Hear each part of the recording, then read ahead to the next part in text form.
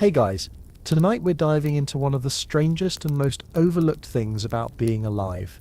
Every day, no matter who you are or what you believe, your body eventually insists that you stop. Stop thinking, stop doing, stop everything, and lie still for hours, unconscious. That's sleep, and despite all the progress science has made, no one has completely cracked the mystery of why we need it so badly. You'd think we'd know by now, right? So, before you get comfortable, take a moment to like the video and subscribe, but only if you genuinely enjoy what I do here. Where are you listening from? And what time is it there?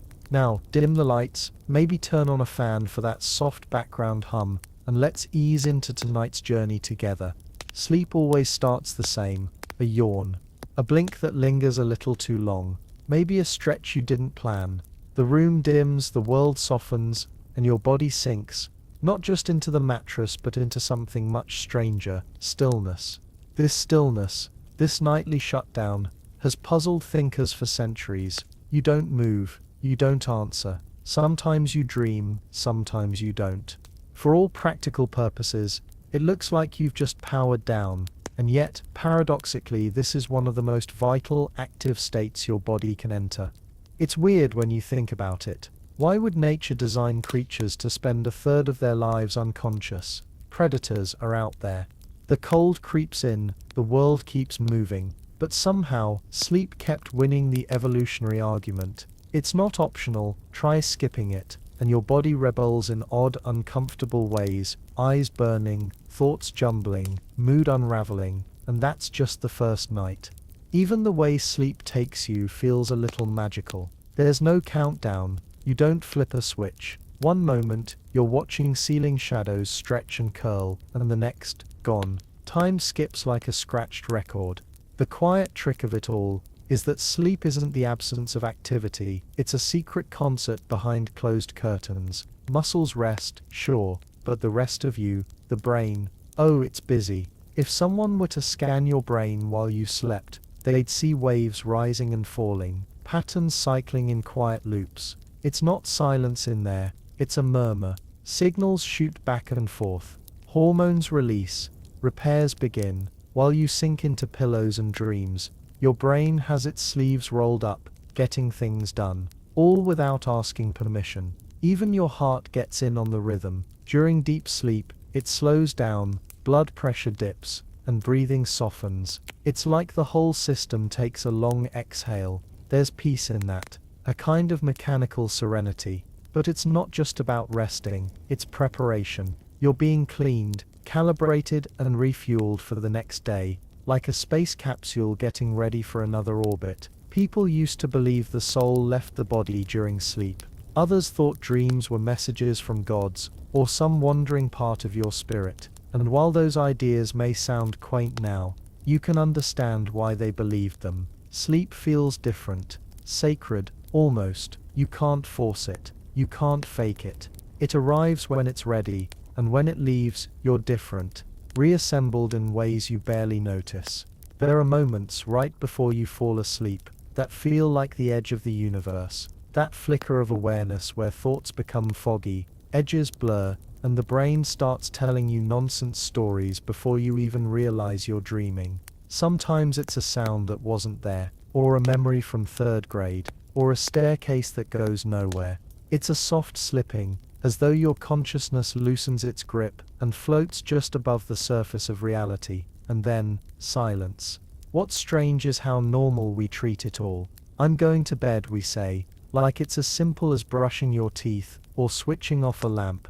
But sleep is the closest most people get to a daily out-of-body experience. It's the only time you regularly lose your sense of place, of time, of being, and when you wake up, assuming you slept well, it's like hitting restart. Things that were tangled the night before often feel clearer, feelings mellow, bodies heal. There's a kind of unspoken trust involved. You let go, hoping that your brain will keep the ship running while you're away, that you'll keep breathing, that your memories won't scatter, that you'll wake up at all. Most nights it works out, but the fact that we've built our lives around this surrender is quietly astounding. Imagine if someone described sleep to you without context. You go unconscious for hours. You can't defend yourself. You hallucinate. And if you don't do it regularly, you die. Sounds like a strange ritual, or a weird curse, right? And yet here we are, doing it nightly, as naturally as blinking.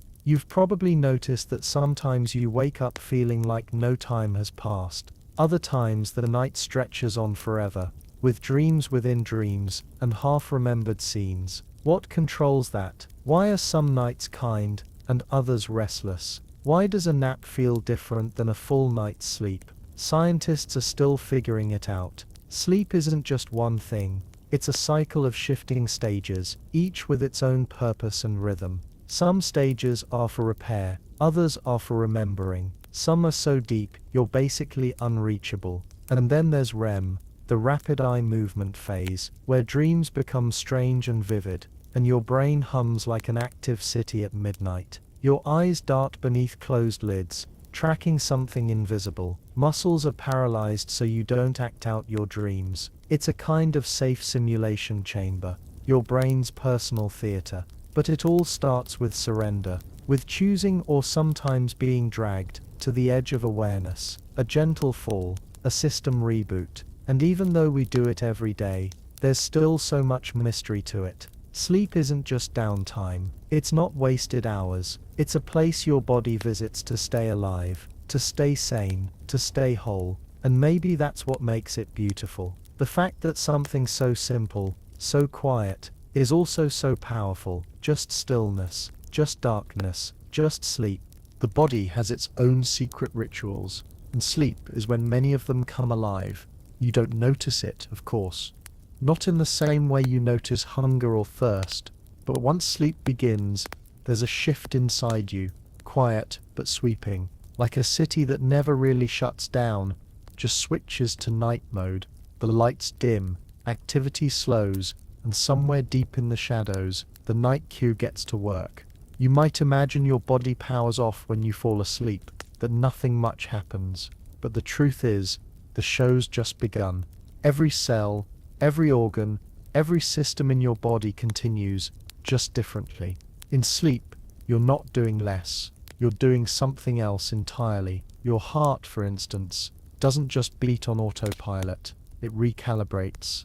The rhythm slows, pressure eases, and the body finally lets go of its daytime vigilance. It's not just rest, it's a reset. Your heart's way of saying, okay, we made it through another day. Let's take stock. Your breathing changes too, more rhythmic, deeper, controlled not by conscious thought, but by the older, quieter parts of the brain that don't sleep like you do. And that breath, soft, automatic, is carrying oxygen to cells that are quietly repairing the wear and tear of everything you did while awake. There's a strange sort of choreography to it all. Hormones pulse through your bloodstream with precision. Melatonin, the sleep hormone, rises like a gentle tide to carry you into slumber. Growth hormone gets released, mostly during deep sleep, quietly triggering repair and regeneration. If you're still growing, it helps you grow. If you're healing, it helps you heal. It does this without fanfare, just timed chemical whispers in the dark. Even your digestive system takes the opportunity to do some behind-the-scenes work. Not full digestion, that slows, but restoration, immune regulation, cleanup. The gut isn't just about food, it's wired into your immune system, your mood, your memory. And in sleep, that network runs diagnostics, like a spacecraft doing a systems check mid-flight. But maybe the most underrated night shift workers are the ones inside your brain. Cells called glia, the custodians of the mind, get busy when the lights go out. One of their jobs is taking out the trash. Literally, they help wash away the chemical byproducts your brain produces while thinking all day long. It's not a metaphor, it's like a rinse cycle happening in your head.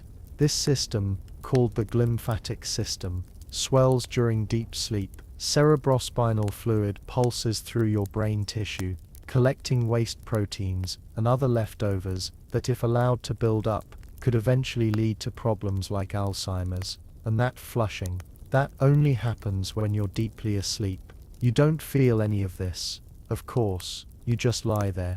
Maybe you turn once or twice. Maybe you dream. But beneath that surface, it's all motion measured, purposeful, invisible, and yet it's delicate too. Miss a few hours, and the machine starts to wobble, inflammation rises. Blood sugar gets harder to control, muscles recover slower, even wounds heal more slowly. Sleep is when your body writes its own repair manual. It's like the maintenance window for a system that can't stop working, but needs to stay running smoothly. What's fascinating is how specific the timing is. Sleep isn't a blur, it's a cycle. Roughly every 90 minutes, your body moves through phases. Light sleep, deep sleep, REM, over and over, each phase serving a role, each with its own signals and chemistry.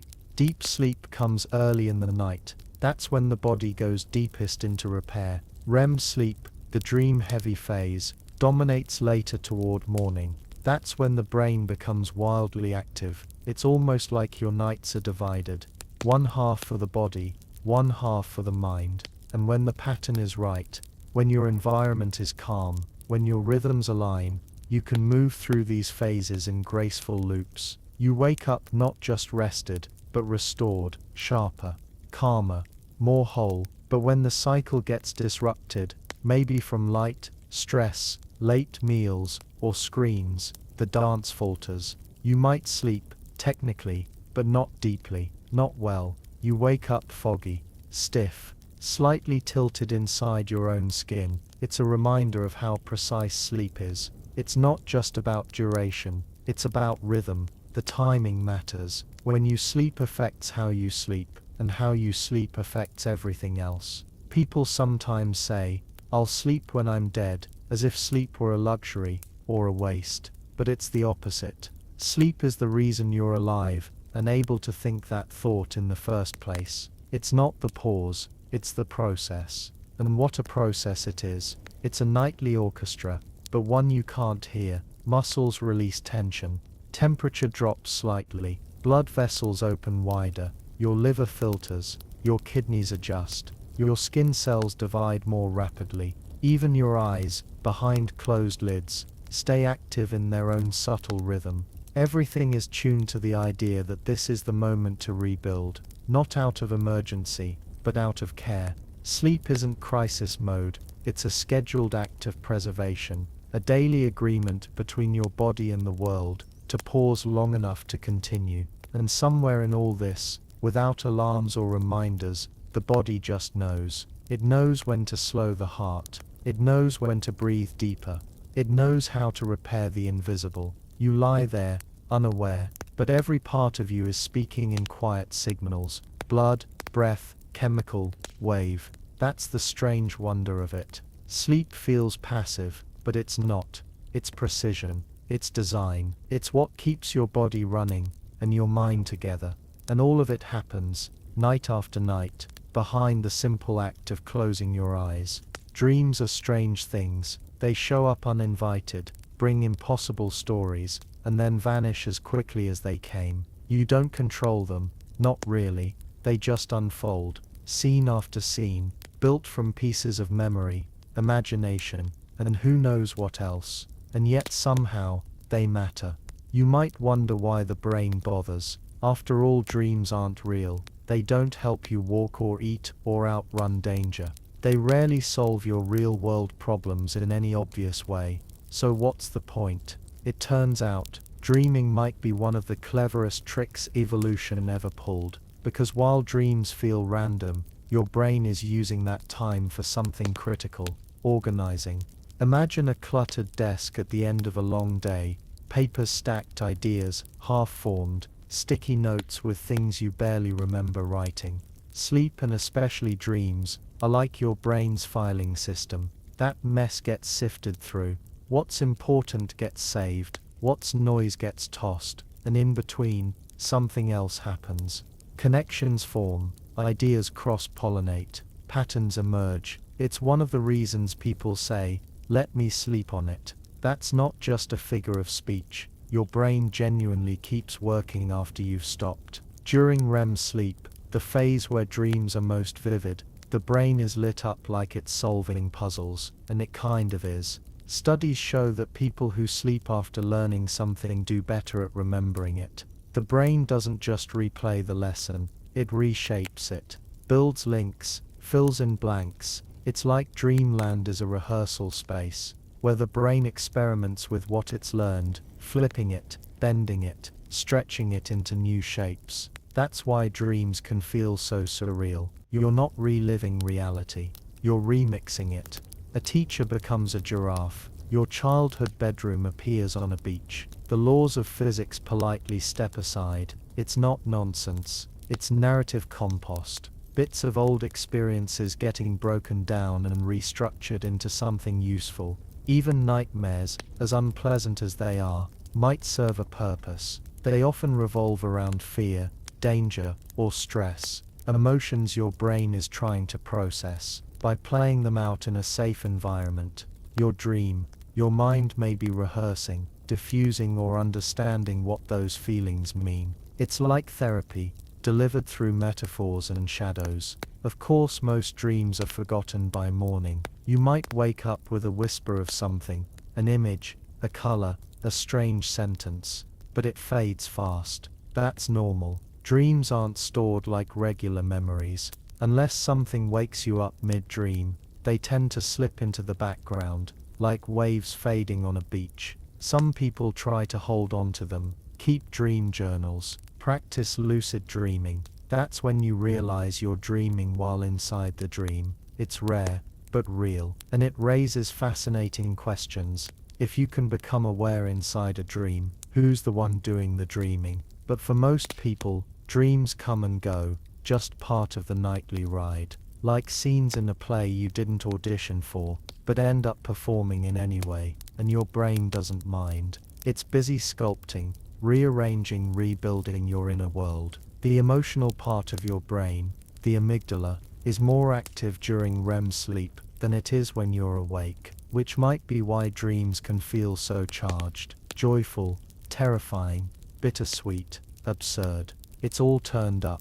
Your brain is basically saying, let's look at this feeling, let's stretch it, twist it, and see what it becomes. There's beauty in that. The idea that your mind takes time each night to run simulations, not of what was, but of what could be. Possibility spaces, thought experiments, emotional rehearsals, all beneath the surface, while your body rests quietly in the dark. Some researchers think dreams help with creativity, that artists, inventors, even scientists may have solved problems through sleep, not by force of logic, but by the unexpected combinations that dreams allow. You can't plan a dream, but you can wake up with an idea you didn't have before. So maybe dreaming isn't wasted energy. Maybe it's the brain's sandbox, a place to try without consequence, to imagine, to release, to make sense of what doesn't quite make sense when you're awake. You dream of flying, and somehow that dream leaves you feeling lighter. You dream of falling, and wake up more alert. You dream of someone long gone, and it's like they were with you for just a moment. Science can't fully explain how or why these dreams touch us, but they do. Dreams don't follow rules. They don't obey physics or plot logic. They just unfold, one slippery scene into the next, and when you wake, they leave behind a kind of emotional residue, a feeling, a thought, a question, and maybe that's their real gift, not clarity, but wonder. You might not remember your dreams from last night. That's okay. Your brain still did the work. It still wandered through its private theater, playing back memories, highlighting moments, rerouting ideas. You slept. You dreamed. You reorganized the story of yourself, quietly, automatically, without ever needing to be aware. So the next time you close your eyes and drift away, remember the show's already begun. The lights are dimmed, the set is shifting, and somewhere in the folds of your mind, dreams are waiting to arrive. Memories don't just sit still, they move, shift, sometimes fade, sometimes sharpen, especially while you sleep. It makes you think about the difference between remembering and keeping. The mind doesn't keep everything, not even close. It selects, prioritizes, sorts through the day's flood of thoughts, conversations, images, and emotions, and most of that sorting happens at night. Picture your brain as a kind of quiet office once the lights go out. Paperwork stacked high from everything you experienced. Names, smells, headlines, sounds, passwords you barely noticed typing. And while you sleep, there's something carefully filing it all away, or sometimes shredding it, because not everything is worth keeping. This isn't metaphor. Scientists have watched it happen, in labs and brain scans and carefully designed studies. During certain sleep stages, especially slow-wave sleep, the brain replays activity patterns from the day, a sort of echo, not in full color, not consciously, but electrically. Neurons fire in similar sequences, like someone rewinding the tape. These replay patterns often focus on things you were learning or emotionally involved in, that language you were practicing, that tense conversation, that strange new fact. During sleep, the hippocampus, the part of the brain that helps form new memories, sends signals back and forth with the cortex, reshaping the day's events into more stable, long-term form. If you don't sleep well, this system suffers. You might find facts slipping, names not sticking, skills feeling just a little out of reach. It's not just in your head. Your brain literally didn't get enough time to lock those memories in place. Like trying to glue something and skipping the drying time. But memory isn't just about remembering facts. It's also about emotional balance. During REM sleep, when dreams are vivid and strange, the emotional part of the brain interacts with memory systems in a curious way. Some researchers think this process helps take the edge off difficult memories, not erasing them, but making them less sharp, less overwhelming. You might wake up after a fight, feeling slightly less raw, or after a stressful day, feel oddly calmer in the morning. That's not magic. That's memory in the laundry cycle, being spun, rinsed,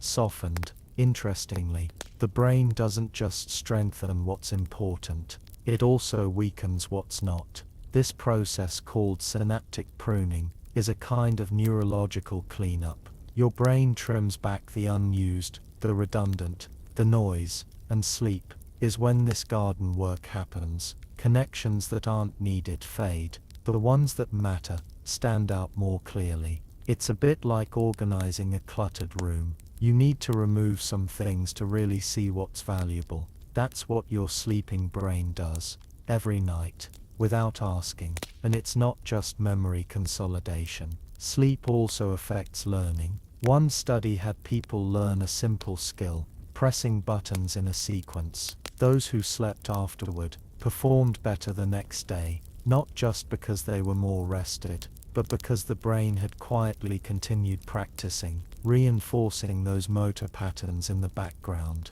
It's like the body's asleep, but the mind is still rehearsing, and not just for piano pieces or language lessons. Even social interactions get reprocessed. Sleep helps you interpret facial expressions more accurately, respond to tone, understand subtle cues. It's not just intellect being refreshed, it's emotional intelligence too. But here's something strange. Sometimes sleep creates false memories, not on purpose, of course, but when your brain is sorting and stitching together information, the seams can blur. You might remember a detail that never happened, a conversation that didn't quite go that way. The mind fills in gaps, sometimes too creatively. It's a reminder that memory isn't a filing cabinet. It's a story, flexible, shifting, constantly edited, and sleep is the editor's room. This is why people with chronic sleep deprivation often describe feeling foggy or disconnected. It's not just tiredness, it's a kind of narrative breakdown. The threads of thought get tangled, the stitching weakens, days blend together, decisions feel heavier. The brain is trying to run at full speed without its nightly tune-up. You've probably felt it too, even after just one bad night. Words don't come as easily. Focus slips. You forget why you walked into a room. And over time, this builds. Long-term sleep issues are linked to memory loss, mood swings, even increased risk of dementia. Not because sleep is nice, but because it's necessary for the brain's survival and clarity. What's wild is how the brain just knows what to keep and what to let go, without you ever choosing. It's not random. It's shaped by what you focus on, what you care about, what surprises you. Those factors, attention, emotion, novelty, they leave deeper traces, and during sleep, those traces are reinforced, like paths worn smooth by time. You sleep, the brain reviews the day, picks the moments that spark, the details that matter, strengthens some, weakens others, stores them in places you'll never be aware of, until one day, you need them, and they rise to the surface, like an old photograph pulled from a drawer. So much happens while you lie still. The day is not gone, it's being transformed, and when you wake, you carry a cleaner, sharper version of it with you. Not everything, not perfectly, but enough to continue your story. Sleep isn't the end of thought, it's part of thinking. It's where the day settles, where memories are folded and stacked, where meanings form in the quiet. That's why sleep feels so strange and sacred all at once. Because it's not an escape, it's the place where life is quietly, gently, sorted into something you can live with. There's something oddly satisfying about a clean room, a surface wiped down, a floor cleared of dust, things put in their place. You might not always notice the mess building up, but you feel the difference when it's gone. Sleep does the same thing for your brain. You might be surprised to learn that your brain, like any hard-working system, generates waste, not emotional clutter or distracting thoughts, though it deals with those too, but actual biological waste. Tiny proteins, metabolic byproducts, leftovers from all the electrical activity happening in your head every waking second. And the strange part is, your brain doesn't have a built-in trash service like the rest of your body. There's no direct lymphatic drainage system like you'd find in your muscles or organs. For a long time, scientists weren't even sure how the brain got rid of its garbage. Then they discovered something quietly extraordinary. It's called the glymphatic system, a kind of nighttime cleaning crew that kicks into gear only when you're asleep.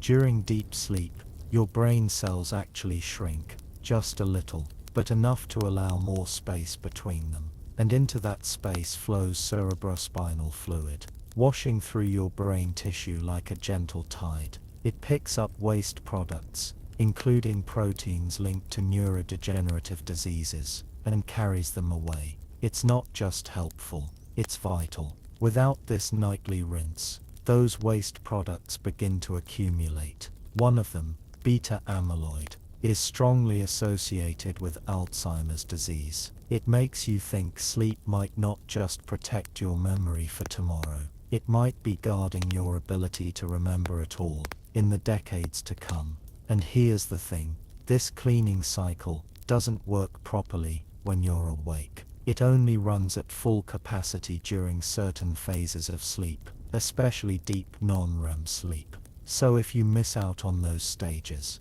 or keep interrupting them with alarms or caffeine, or blue light or stress, the cleaning crew doesn't finish the job. It's like turning off the dishwasher halfway through, and wondering why your plate's still crusty in the morning. You don't feel this cleaning process happening. There's no sensation to it. But it might be one reason why good sleep feels so clear, like something foggy has lifted, like your thoughts have been polished, because they have, just not in a way you can see. The idea that your brain washes itself isn't new.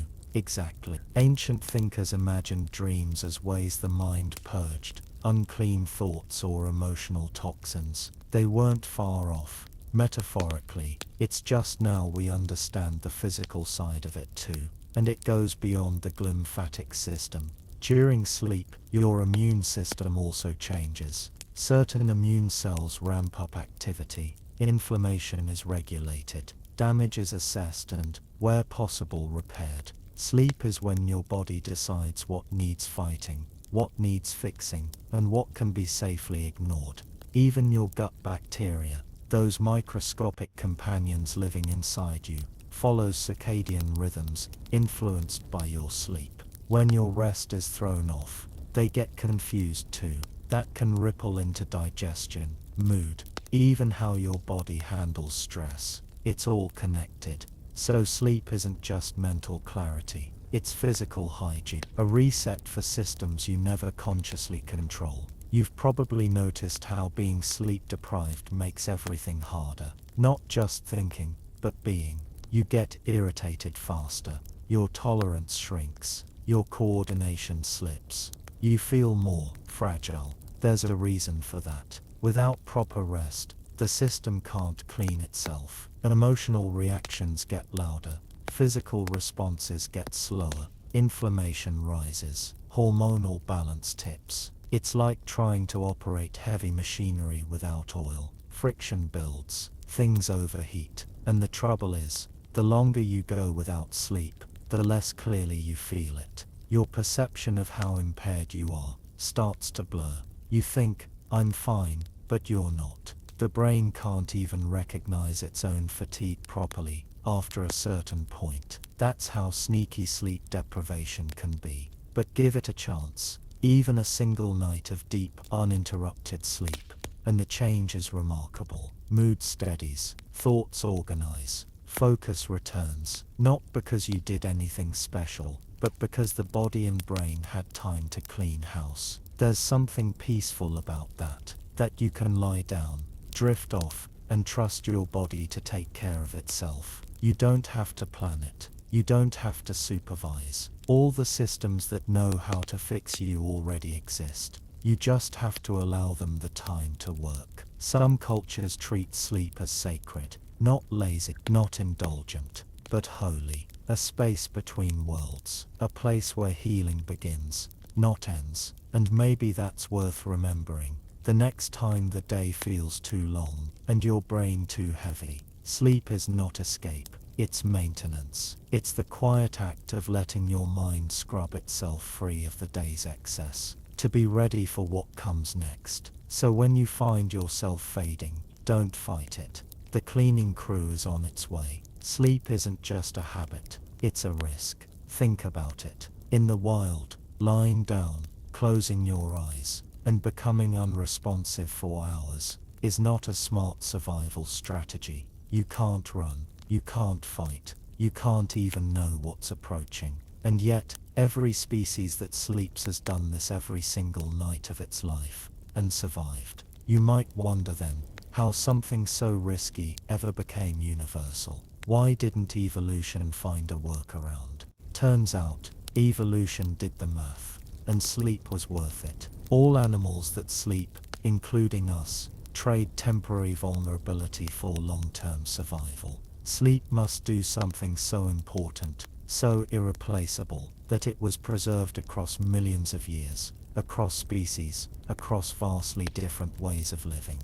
That's not just interesting, it's astonishing. And the weirder part, no one can fully explain what that something is. We know the effects of sleep, how it repairs, restores, processes, but the why behind sleep's existence, especially in its deeper stages, remains an open question. Why couldn't evolution find a safer, more efficient solution? One idea is energy conservation. Sleep reduces your metabolic rate. You burn fewer calories. You move less. In times of food scarcity, that's useful, but it's not enough to explain the complexity of sleep cycles. Dreams, memory processing, resting quietly while awake would do the same. Yet sleep goes far beyond stillness. Another theory, brain plasticity. Sleep helps the brain grow, rewire, adapt. That's especially visible in infants, who spend up to 16 hours a day asleep.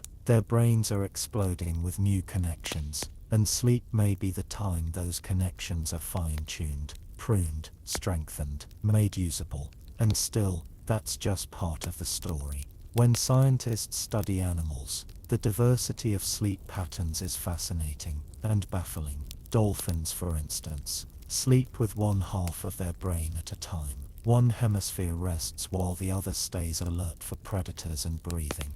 Birds do this too, especially while flying long distances. Some species of fish and amphibians have sleep-like states that barely resemble human sleep at all, and yet, they all need it. Even creatures as simple as jellyfish, animals without a central nervous system, enter a state that looks like sleep. Their movement slows, their response is dull, and if they're kept awake artificially, they become sluggish and uncoordinated. Sound familiar? So whatever sleep is, it's not just a luxury of complex brains. It's something deeper, older, maybe even fundamental to the biology of life itself. You might picture early humans, curled in caves, sleeping lightly with one ear open, vulnerable to predators, weather, fire, but still sleeping. Because the cost of not sleeping was worse. Slower thinking, weakened bodies, lower odds of survival the next day. It makes you think that evolution didn't just allow sleep, it required it. There's something poetic in that the natural world, often so ruthless and efficient, still found room for softness, for stillness, for surrender. That even in the struggle for survival, there had to be time for rest. Some researchers believe that sleep may have allowed animals to develop more complex brains, the ability to store information, solve problems, make decisions. All of it may depend on having enough time each day to reset. Without sleep, that complexity would collapse under its own weight. A brain that never rests might become a liability, not an advantage. So sleep isn't just compatible with intelligence, it might be a precondition for it, which turns the usual idea on its head. We often think of sleep as a break from life, something that gets in the way of doing, thinking, achieving. But maybe it's the opposite. Maybe sleep is what allows life to function at all. Maybe dreaming isn't an interruption of consciousness, but an extension of it. That's what makes this evolutionary gamble so interesting. Sleep takes you out of the world, but in doing so, it prepares you for it. It keeps your inner world stable enough to face whatever comes next. In that way, sleep is both a risk and a reward, and animals have found remarkable ways to balance both. Migrating birds sleep in the air. Seals sleep underwater, holding their breath. Elephants, despite their size, sleep as little as 2 hours a night. Bats, on the other hand, sleep up to 20 hours, hanging upside down in caves, untouched by sunlight or predators. The strategies differ wildly, but the need remains constant. Even in captivity, where danger is minimal, animals still sleep. It's not just about safety, it's not about boredom, it's built-in, hardwired, necessary. There's no escaping it. And for humans that means accepting sleep not as weakness, but as wisdom. Your body, shaped by thousands of generations of survival, insists on sleep, not to punish you, not to slow you down, but to preserve you, to keep you working, to keep you thinking. In the harsh calculations of evolution, only the useful survives, and sleep, it's never gone extinct, which tells you everything. Sleep is life's most daring compromise. Give up time, give up awareness, give up control, in exchange for clarity, resilience, and renewal. And every night, your body makes that trade. Willingly, gratefully, you lie down, you let go, and the ancient rhythm carries you off again. Imagine sleeping with one eye open. Literally, some animals do. Birds, dolphins, seals, they close one eye, letting one half of the brain rest, while the other stays alert. It's called unihemispheric slow-wave sleep, and it sounds like something out of science fiction, but it's entirely real, and it's just one example of how varied and bizarre sleep can be across the animal kingdom. You might assume that humans have the most sophisticated sleep, what with our layered dreams and intricate memory work, but nature doesn't play favorites. Sleep shows up in the strangest places, in the strangest forms, and with wildly different rules. Consider the humble fruit fly. Its brain is the size of a dust speck, but it sleeps, and if you keep it awake too long, it shows signs of sleep deprivation. slower reactions, reduced learning ability, even shorter lifespan. Same goes for worms, for zebrafish, for bees. Sleep isn't just for complex creatures, it's woven into the code of life itself.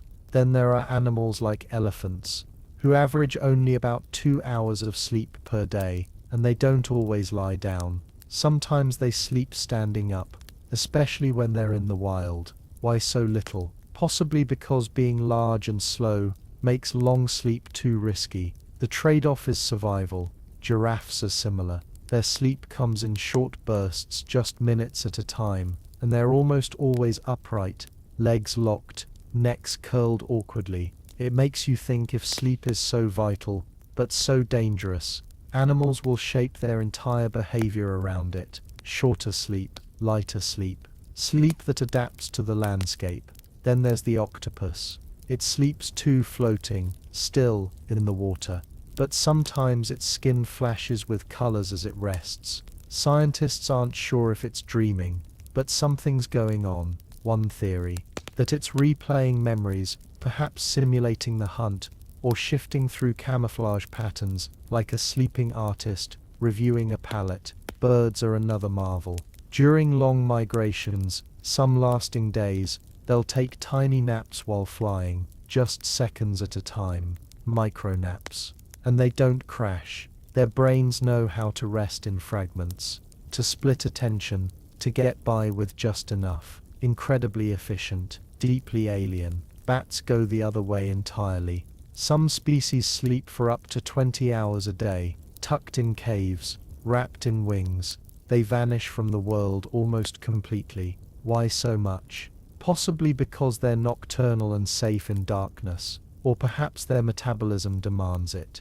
Sleep gives more than one kind of energy. Marine mammals like whales and seals sleep in an even stranger way. They have to surface to breathe, so full body sleep would be fatal. Instead, they alternate. Half brain sleep, one side active, the other recovering.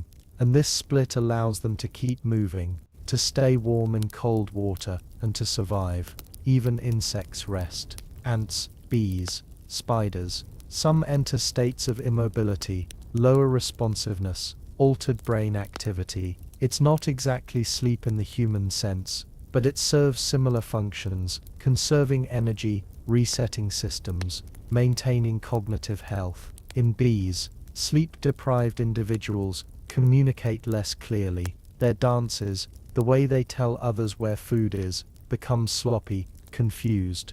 Sleep, even in tiny brains, matters. Then there's the question of whether all animals dream. We know humans do. We've caught glimpses of cats twitching in REM sleep, paws moving as if chasing something, dogs whimpering softly, eyes fluttering beneath lids, rats replaying mazes they ran earlier in the day, neurons firing in the same patterns during sleep, and birds too have been shown to exhibit REM-like states. Their little bodies twitch, their breathing changes. The signs are subtle, but they're there.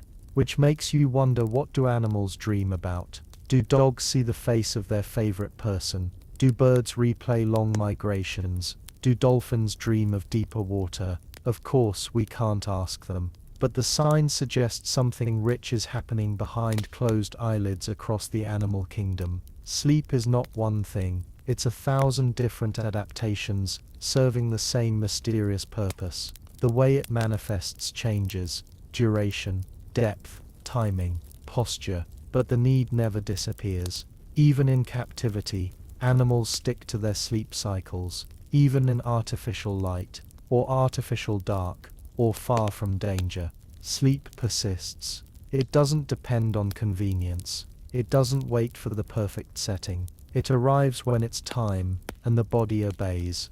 Some animals are born ready to sleep. Others take weeks to develop full sleep cycles. Human newborns sleep almost constantly at first, their little brains building pathways with every hour of rest. Over time, the cycle refines, adjusts, settles into something more familiar. And through it all, the same quiet truth echoes: to be alive is to need sleep, even when it looks inefficient, even when it's awkward, even when it seems unsafe, because without it, things break. Vision, focus, movement, memory, mood, health. And not just in humans, but in every creature with a brain. So when you lie down at night, and your pet curls beside you, or the birds go quiet outside your window, or even the fish in a tank hover in place with slow, steady fins, that's sleep in all its forms. That's nature, briefly turning down the volume, not to pause life, but to preserve it. You're part of that cycle, a participant in the same ancient rhythm that rocks jellyfish in the ocean and birds in midair, one brain among many, falling into the dark for a while, and trusting that it knows what to do while you're gone. There's a moment, maybe you felt it, when sleep slips just out of reach. Your eyes burn, your body feels heavy, but your mind, it won't stop. It loops through worries, flashes of conversation, something you forgot to do, and then you glance at the clock and do the math. If you fall asleep now, you'll still get 6 hours, then 5, then 4, and so begins the quiet panic of the sleepless night. It makes you think, how can something so natural become so fragile? The answer lies in what happens when we don't sleep, not just once, but over time. Your body notices it first. One missed night, and everything feels a bit off.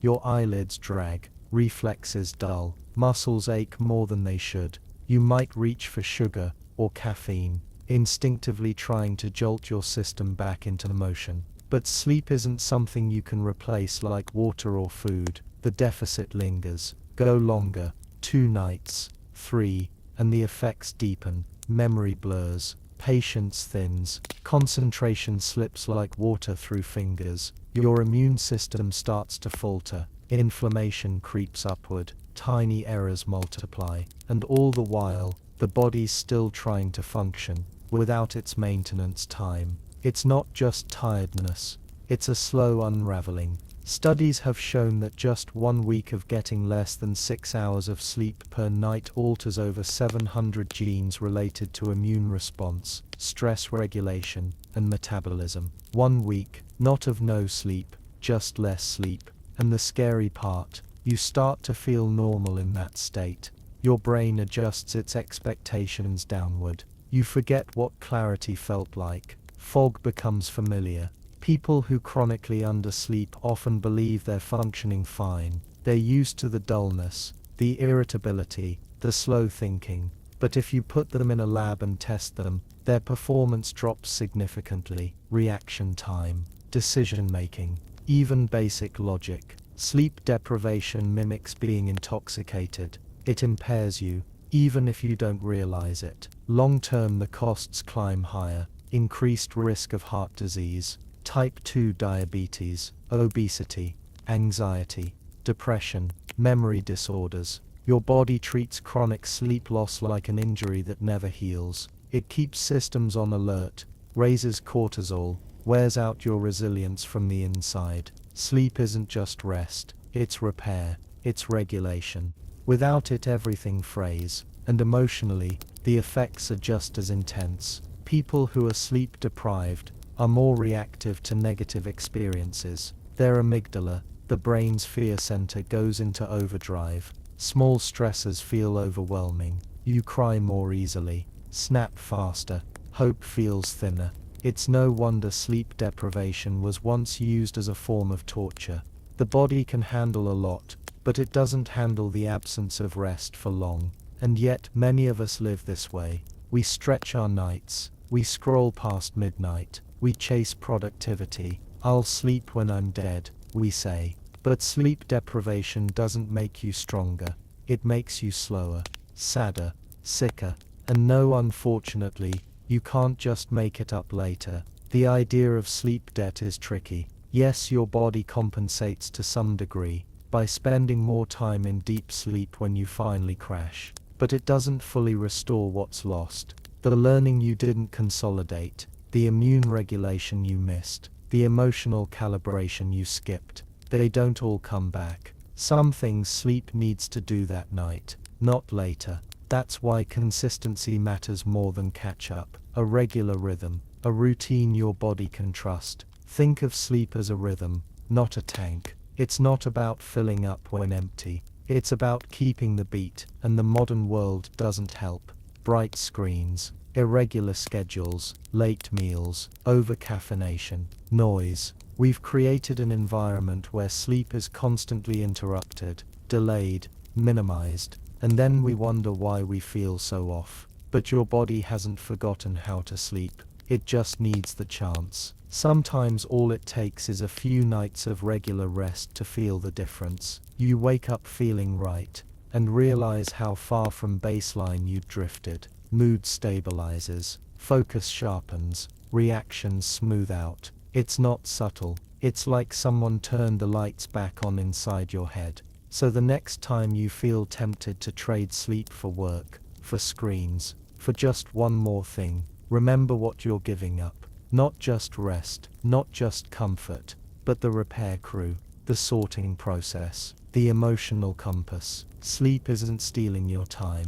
It's quietly giving it back to you. Every night, your body listens to the light, not just your eyes, but your entire biology. Cells, hormones, brain waves, everything tuned to a rhythm shaped by the rising and setting of the sun. It's called your circadian rhythm. And even though it sounds technical, it's deeply personal. It governs when you feel awake, when you feel tired, when you feel ready. You might not think about it, but light is your body's primary timekeeper. When the sun rises, light enters your eyes, even through closed lids, and sends a signal to your brain. Morning. This signal hits a tiny region in your hypothalamus called the suprachiasmatic nucleus, or S. It's your master clock. And once that signal lands, the cascade begins. Cortisol, the get up and go hormone, begins to rise. Your body temperature climbs, heart rate picks up, alertness grows. It's not just waking, it's restarting. Your whole system syncing to the outside world. And at night, the opposite happens. As light fades, your body gets a different cue. Prepare for sleep. The pineal gland starts releasing melatonin. That quiet chemical tide tells your cells to slow down, cool down, dim the mental lights. It's not instant, it takes time, but it's steady, predictable, like clockwork, because it is. What's fascinating is how deeply this rhythm runs. Even in total darkness, your body keeps time. Lab studies have shown that humans isolated from all time cues, no clocks, no sunlight, no routine, still maintain a roughly 24-hour cycle. We're not just responding to the environment, we carry the rhythm inside us. But the outside world matters too, especially artificial light. The invention of electric lighting changed everything. Suddenly sunset didn't mean darkness. We could stay awake longer, read more, work more, play more, and slowly, subtly, we began to confuse our clocks. Screens, especially those glowing blue-toned rectangles we hold in our hands,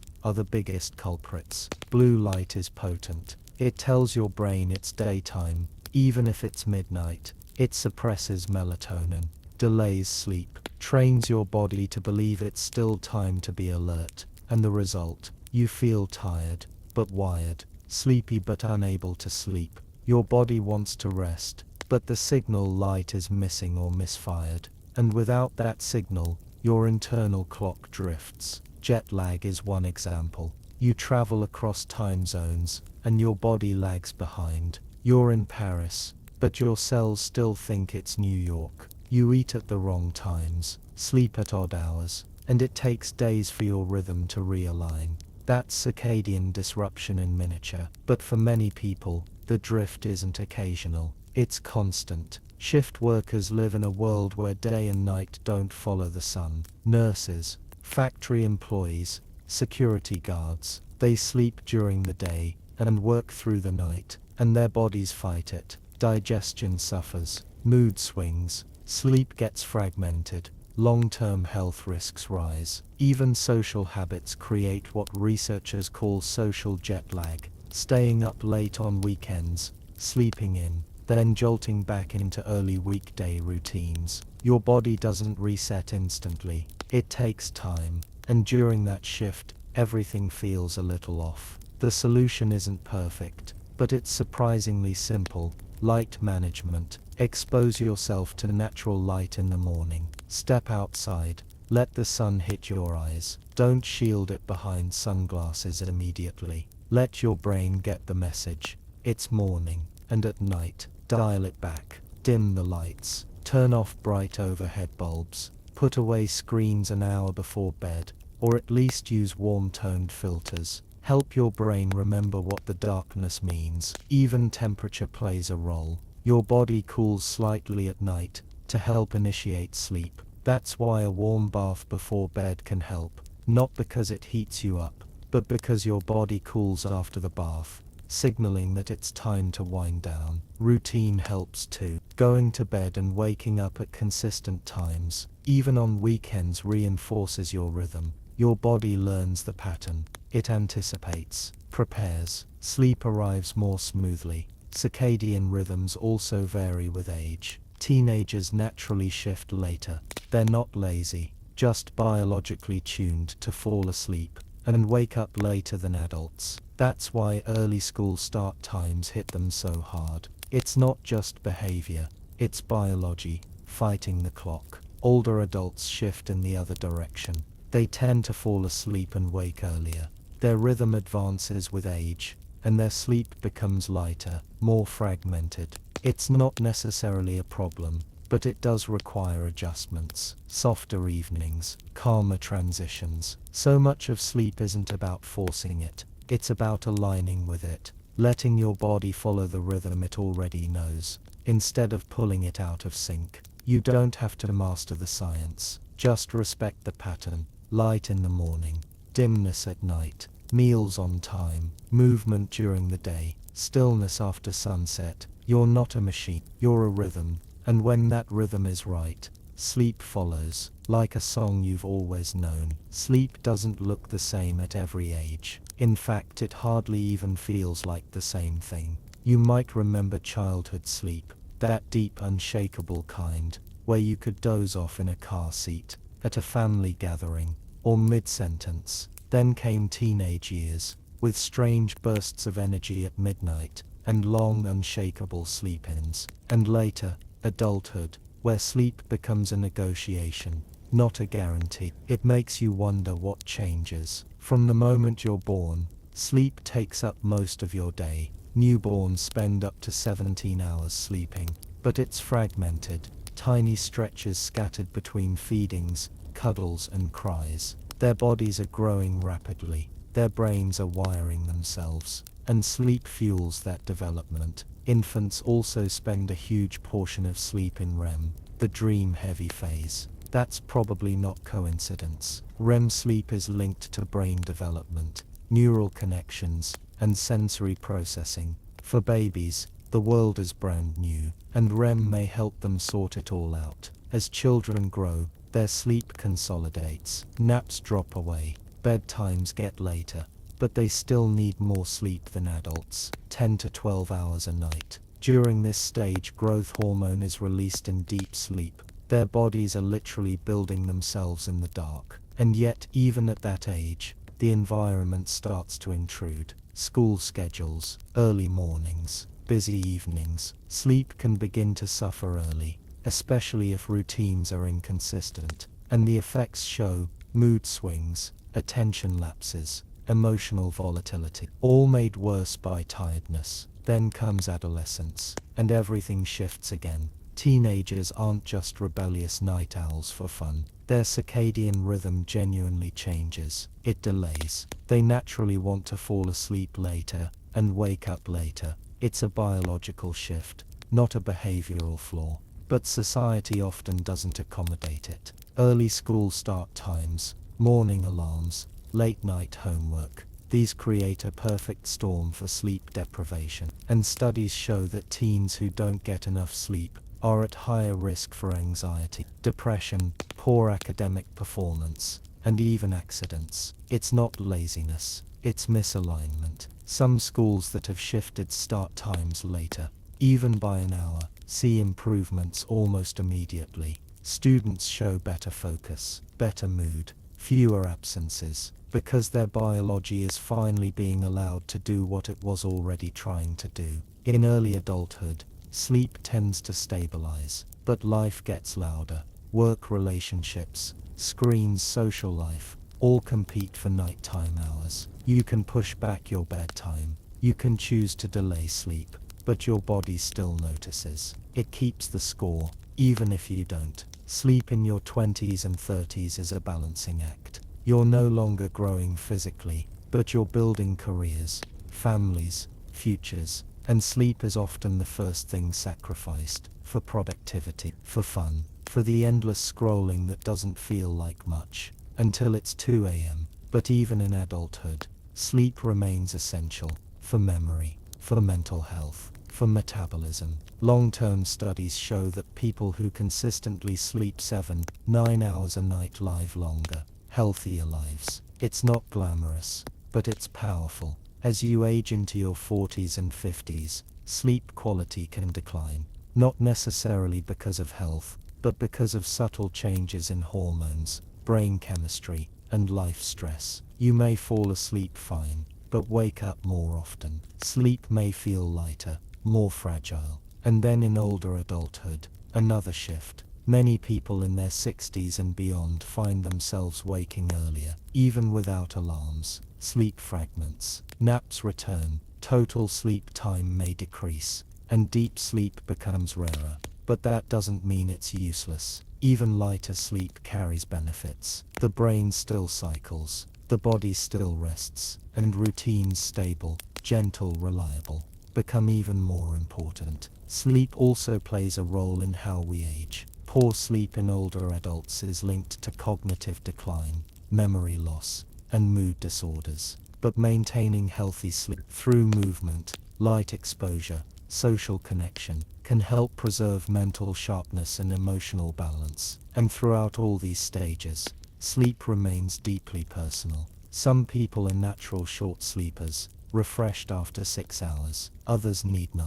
Genetics plays a role, so does environment, and health, and stress. No two people sleep the same, and no one sleeps the same way forever. Even across cultures, sleep varies. In some places, afternoon siestas are normal. In others, biphasic sleep, 2 shorter sleep periods divided by wakefulness, is traditional. Some communities fall asleep early and wake early. Others shift later. There's no single correct schedule, but there is a consistent truth. Your body wants rhythm, predictability, trust. So wherever you are in life, whether you're young and buzzing with energy, or older and rising with the sun, your sleep is changing. That's okay. It's supposed to. What matters is not chasing the past, not forcing sleep to be what it once was, but meeting it where it is now. Maybe that means earlier nights, or softer mornings, or a short nap in the afternoon. Maybe it means fewer alarms, or a darker bedroom, or just giving yourself permission to rest. Because sleep doesn't judge you for needing more time. It just waits, quietly, gently, ready to reset. Again, you lie in bed, tired, but your phone lights up. Just one more video, one more scroll, maybe a quick reply to that message. Before you know it, 40 minutes have passed, and your mind feels oddly alert. Even though your eyes ache, you put the phone down, but sleep doesn't come easily. You toss, you think, you wait. It's a familiar story. Modern life has a funny way of getting in the way of one of the oldest human. For most of our history, when the sun went down, the world went quiet. Darkness sent a simple message to the brain. It's time to rest. Campfires flickered. Conversations softened. Sleep arrived naturally. But now light never really leaves. It glows from our walls, our pockets, our hands. Screens hum late into the night. Notifications buzz. And the mind, once trained to power down at dusk, is now caught in a loop of stimulation. It makes you wonder, what are we trading away in these bright, busy hours? Caffeine is part of it, a quiet culprit. A warm cup in the afternoon, an energy drink before a workout, maybe just a little to get through the day. But caffeine lingers. Its half-life is 5 to 6 hours, meaning half of that buzz is still in your system long after dinner. It doesn't stop you from sleeping altogether, but it keeps you hovering in lighter stages. You sleep, but not deeply, and you wake unrefreshed, reaching for more caffeine. It becomes a cycle. One tired morning feeds another jittery night. Then there are the screens, laptops, TVs, phones. These devices emit blue light, a wavelength that mimics daylight and suppresses melatonin, the hormone that helps your body get sleep. It tricks your brain, makes it think it's still daytime, and so sleep is delayed, disrupted, or never fully arrives. Even content matters. Doom scrolling, fast-paced videos, email threads, heated news. These don't just fill your mind, they wind it up. The brain starts spinning, even as the body slows. It's stimulation when you need stillness. Late night eating adds to the mix. A heavy meal just before bed can confuse your body's signals. Digestion revs up, body temperature rises, and your system shifts into doing mode, exactly when it's supposed to be cooling down. Add stress to the pile, endless to-do lists, background worries, looming deadlines, and you've built the perfect storm for sleep resistance. It's no surprise that so many people today lie in bed with a buzzing mind and a tired body. The rhythm is off, the cues are tangled, but the good news, these habits can be untangled. Slowly, gently, you can reclaim the space around your sleep. Start by protecting the hour before bed. Treat it like a landing strip, not a crash site. Dim the lights, lower the volume, put the phone away. Let your body remember what evening feels like. Routines help. Doing the same things in the same order each night. Brushing teeth, stretching, reading a few quiet pages. Signals to your body. It's time. These aren't chores, they're cues. Your biology loves cues. Temperature plays a role too. A cooler room helps trigger the body's natural sleep response. Around 65, 67 degrees Fahrenheit is ideal for most. Too hot, and you'll toss. Too cold, and your body tenses. Find the middle. Let the blankets do the rest. And don't underestimate quiet. Not just silence, but the absence of noise that jars. If you live somewhere loud, a white noise machine, a fan, or even soft ambient music can create a protective buffer. Your brain craves patterns at night, not interruptions. For some, rituals go deeper. Herbal teas, warm baths, journaling, not because they guarantee sleep, but because they invite it. Sleep can't be forced. It arrives when the conditions are right. Your job is to create those conditions. Even how you wake up matters. Bright morning light, especially natural sunlight, helps reset your circadian rhythm for the day.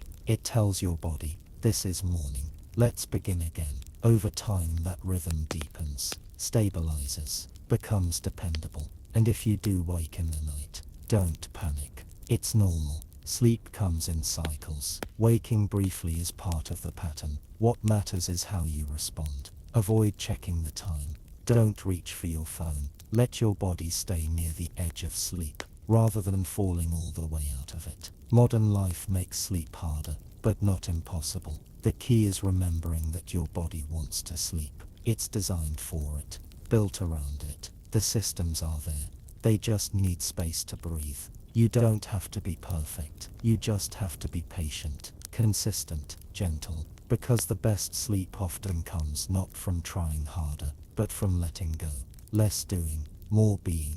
Less light, more dark. Less noise, more quiet. And in that stillness, sleep waits ready to return. You've probably heard the advice, just catch up on sleep over the weekend. And maybe you've tried a late Saturday morning, a long Sunday nap. It feels like a reasonable plan. Miss sleep, then make it up later. Debt paid. But the truth is, sleep doesn't quite work like that. You might wonder, can you really bank sleep? Sleep debt is real, but it's not simple. When you lose sleep, say a few hours here and there, your body keeps track. You'll feel more tired, less focused. That's not just perception, it's physiological. You're running a deficit. And yes, a longer sleep afterward can help you feel better, but it doesn't mean everything has been restored. Some parts of sleep can't be recovered later. For instance, if you consistently miss deep sleep during the week, your body will try to get more of it when you finally rest. That first night, it might dive quickly into deeper stages, skipping some lighter ones, but it can't make up for all the lost processes.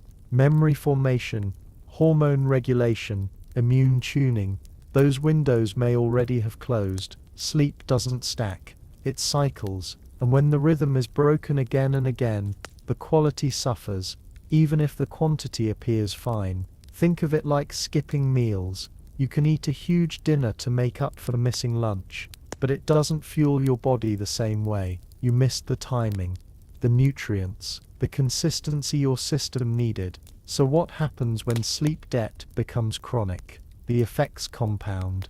Your ability to focus degrades, your reaction time slows, stress hormones like cortisol rise, the parts of your brain that handle logic, planning and emotional regulation begin to flicker and falter. You might not feel sick, exactly, but everything feels harder, heavier, and when this goes on for weeks, months, even years, it starts to change you. Studies show that long-term sleep debt is linked to increased risk of metabolic disorders, heart disease, weight gain, and even depression. Your body, trying to function without repair time, burns through its resources, slowly, quietly, and yet people push through. They rely on caffeine, motivation, momentum. They tell themselves they're used to it, that they'll sleep later, that they're fine. But here's the strange part.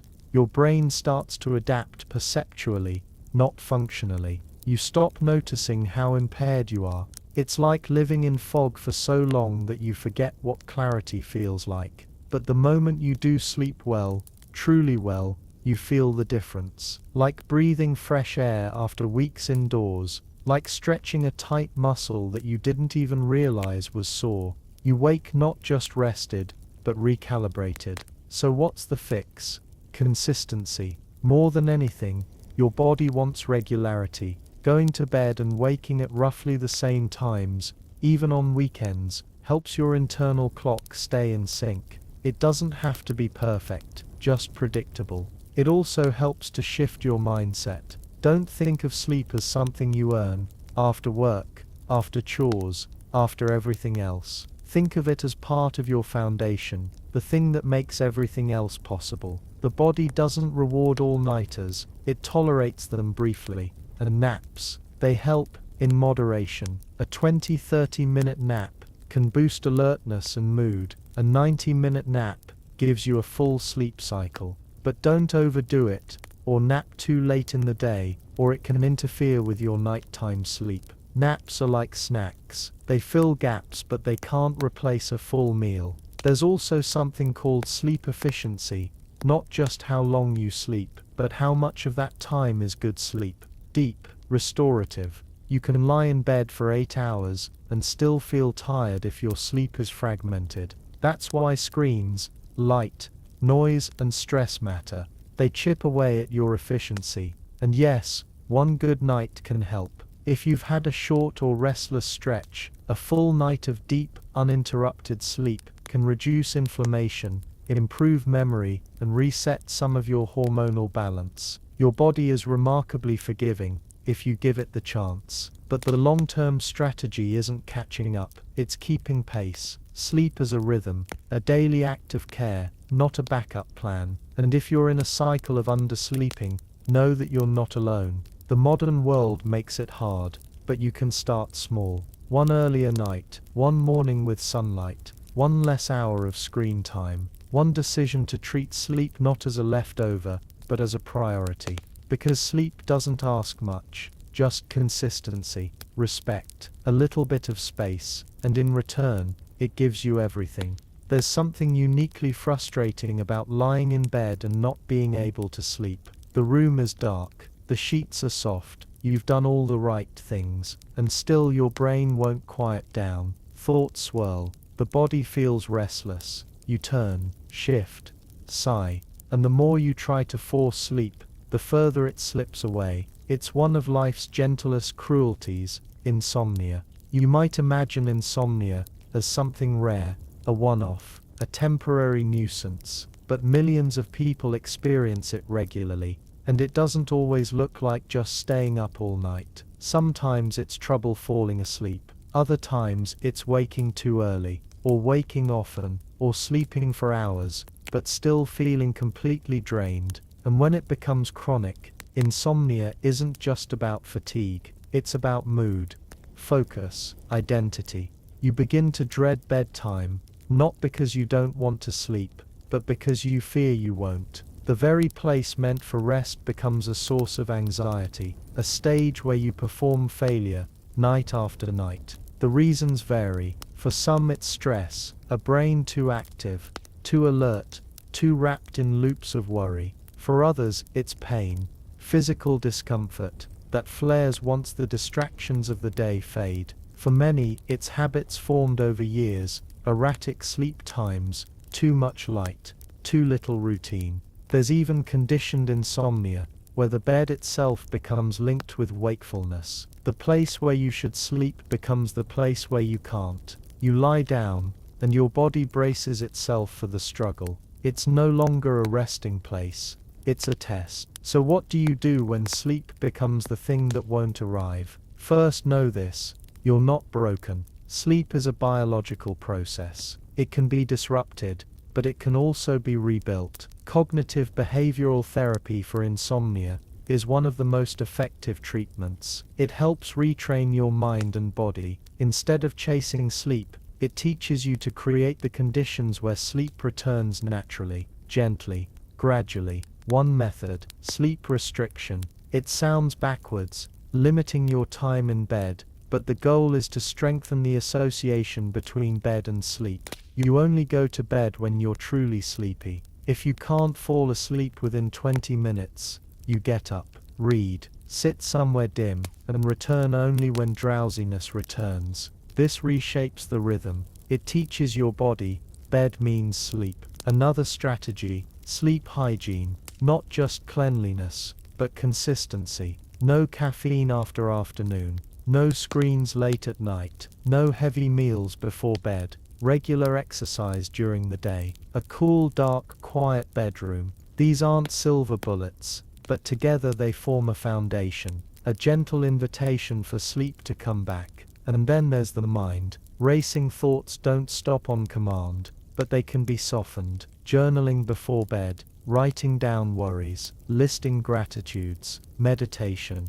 breathing exercises. These help create distance between you and the noise. You're not trying to empty the mind, just stop clinging to its contents. And if sleep still doesn't come, that's okay. Not every night will be perfect, but one restless night doesn't mean the next will be. And even in wakefulness, you can be gentle with yourself. Rest isn't all or nothing, just lying still, breathing calmly, not judging. Those moments matter too. You don't have to fix insomnia overnight. You just have to start shifting your relationship with sleep, from control to trust. Some nights sleep arrives slowly, like fog, soft, gradual, impossible to hold, and sometimes it doesn't arrive at all. That's hard, but it's not permanent. Your body wants to sleep, it remembers how, even if it forgets for a little while. So if you find yourself staring at the ceiling, again remember you're not alone. The world is full of quiet bedrooms and restless minds. Let go of the clock. Let go of the pressure. Let the night be what it is. Sleep will return, not always when you want it, but when you need it most. What if you could stay in the dream and know it was a dream? It's a curious idea that somewhere inside sleep, while the body lies still, the mind might wake up. Not fully, but just enough to look around and realize, this isn't real, but I'm here, I'm aware. That's lucid dreaming. You might have had one, even if you didn't have a name for it. A moment in the middle of a dream where something felt off, a sky the wrong color, a face that wasn't quite right, and then suddenly, you realized, I'm dreaming. And within that fragile awareness, maybe you made a choice, to fly, to speak, to stay. Lucid dreaming is rare, but not unreachable. It's been studied, written about, practiced for centuries. Tibetan monks believed in dream yoga, learning to stay conscious during dreams as a form of mental training. Today, researchers observe lucid dreamers in labs, asking them to perform tasks, like moving their eyes in specific patterns, to prove awareness from inside the dream. It makes you wonder, what is sleep really? If consciousness can still linger there. To become lucid, your brain must walk a fine line, asleep enough to dream, awake enough to reflect. Not easy, but with practice, it's possible. Some keep dream journals, writing every morning, building memory of dreams. Others use reality checks, like asking during the day, "Am I dreaming?" So the habit carries into sleep. But why do it? For some it's the thrill, flying, breathing underwater, visiting impossible places. For others it's healing, rehearsing conversations, confronting fears, rewriting nightmares. Inside a lucid dream, fear loses its grip. You're safe, even as you feel. And then there's the science. Sleep studies reveal fascinating patterns during lucid dreams. Brain waves in lucid REM sleep show a hybrid state, part dream, part wakefulness. Areas tied to logic and self-awareness become active, even while most of the body remains paralyzed. The dream becomes a sandbox of consciousness, mutable, responsive, and deeply personal. It's not always stable. Realizing you're dreaming can wake you up, or the awareness can fade, but in those moments when it holds, the dream becomes a canvas, not just of memory, but of intention. Beyond lucidity, there are other sleep experiments: sleep talking, sleepwalking, night terrors. These occur when the barrier between consciousness and sleep blurs. In sleepwalking, the body moves, sometimes dramatically, while the brain remains in deep sleep. It's not dreaming with movement. It's something stranger, behavior without awareness. In sleep paralysis, the opposite occurs. You wake mentally, but the body is still frozen by REM paralysis. Some people see shadows, hear voices, feel a weight on their chest. It's terrifying, but it passes. It's your brain caught between states, still slipping off the dream's edge. There are people who dream in black and white, others in color, some in words, some in motion. Some rarely remember their dreams at all. Others carry entire narratives upon waking, stories with beginning, middle, and end. Scientists have even begun communicating with lucid dreamers in real time, using eye movements or subtle facial twitches. Dreamers can answer simple yes/no questions, solve math problems, or even respond to tones played from the waking world. It sounds like fiction, but it's been documented, confirmed. The wall between waking and dreaming may not be as solid as it seems, and still, much about dreams remains a mystery. Why do we dream what we do? Why are some dreams joyful, and others unsettling? Why do they replay moments from years ago, or invent people we've never met? No single theory explains it all. Some say dreams help process emotion. Others think they test scenarios, simulate threats, practice social interaction, or maybe they're the brain's way of cleaning up, sifting through the mental desk drawer, discarding scraps, keeping what matters. But when you become lucid, the drawer opens differently. You can pause, explore, ask questions, and yet there's a gentleness to the best lucid dreams. They don't feel like control, they feel like co-creation. You're not forcing the dream, you're flowing with it, aware, curious, calm. Not everyone wants to lucid dream, and that's okay. Sometimes the best dreams are the ones that carry you quietly, leaving only a soft impression by morning. But it's comforting to know that within the mystery of sleep, you can sometimes meet yourself, somewhere between thought and dream.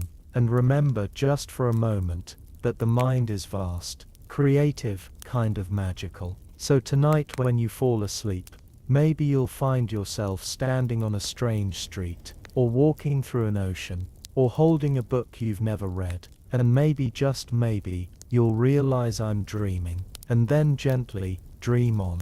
There's something sacred about the final moment of letting go. Not dramatic, Not loud, just that quiet exhale, that slow drift, that gentle surrender to sleep, where the body softens and the mind loosens its grip. You don't always notice it. Maybe you rarely do, but that's the beauty of it. It happens not because you force it, but because you stop forcing anything at all. And in that release, something deeper stirs. It makes you wonder why we sleep the way we do, so regularly, so deeply, so trustingly. For some it's a habit, for others a fragile wish, but across all of us, it's a shared instinct, a return. Every night you leave the world behind, and you're never quite sure what you'll find when you return. Some people say that sleep is a rehearsal for death, not in a grim way, but in how it requires you to let go of control, to enter the unknown, to rest without knowing what comes next. But perhaps it's the opposite. Maybe sleep is a reminder, not of endings, but of beginnings, because you wake up, you come back, reassembled, refreshed, reconnected. Every day, a small rebirth, and in that sense sleep is hopeful. It's proof that pause is not failure, that stillness has value, that you don't always have to be in motion to be alive. It's easy to forget that, in a world built on urgency, where productivity is praised, and rest is suspicious, where people wear exhaustion like a badge, but your body doesn't care about praise. It only wants what it's always needed: time to heal, time to restore, time to be. And sleep is where that healing begins.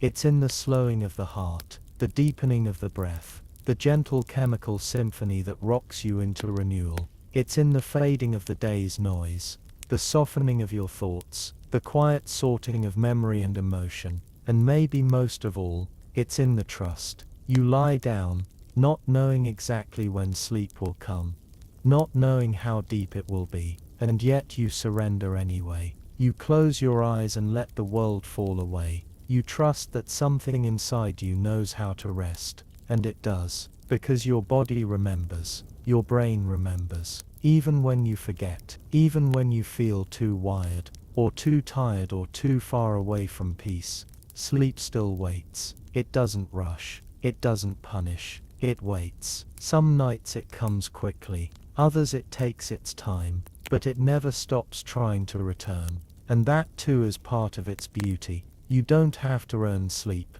you just have to allow it. And when you do, it carries you, not into nothingness, but into restoration, into realignment, into the quiet essential process of becoming whole again. So now as this gentle journey begins to end, let it fade, let your breath stay soft, let your thoughts grow slow, let your body remember what stillness feels like. You've heard stories tonight, about dreams and memories, about rhythms and rituals, about jellyfish and birds, and whispering glial cells, about 1,000 tiny systems working silently while you rest. But beneath all that science is something simpler. Sleep is your permission to be at ease, to stop striving, to simply drift. Let your room grow quieter, let your muscles release, let your mind stop holding on. Let sleep come when it's ready, and until it does, rest here, in this stillness, in this quiet understanding that rest is not weakness,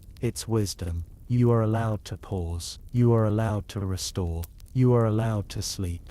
And now the journey slows to its end. You've wandered through the strange and silent landscape of sleep, its rhythms, its rules, its mysteries. You've heard how your body dances while you lie still, how your mind dreams in symbols, how evolution shaped you to pause, every day, and begin again. You've seen that sleep is more than a break. It's not time lost, it's time transformed. And whatever kind of sleeper you are, light or deep, dream-filled or dreamless, this nightly ritual is yours, personal, private, and yet shared by every human, every animal, every breathing creature that ever needed to reset. So if tonight your mind still hums, or your body resists, don't worry. Sleep is patient. It always finds a way back. And if it's already arrived, somewhere in the soft space between words and breath, then good. Stay there.